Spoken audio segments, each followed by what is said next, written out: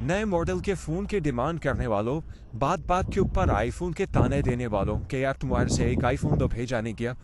कभी परदेसी से जब वो काम से वापसी पर अपने घर वालों को फ़ोन करता है या आप लोगों को फ़ोन करता है, जो भी शख्स डिमांड कर रहा है, कभी उससे पूछा है कि यार पूरा दिन तुम्हारा कैसा गुजरा? शायद वो लोग हाल भी नहीं पूछते होंगे।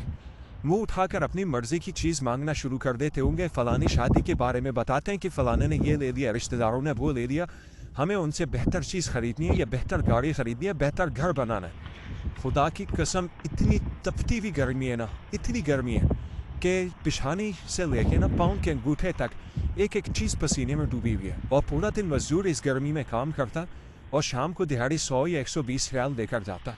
उसके लिए वो पैसे अच्छे हैं, मगर वो जितनी मेहनत से कमाता है वो तुम्हारे अय्याशियों के लिए नहीं है।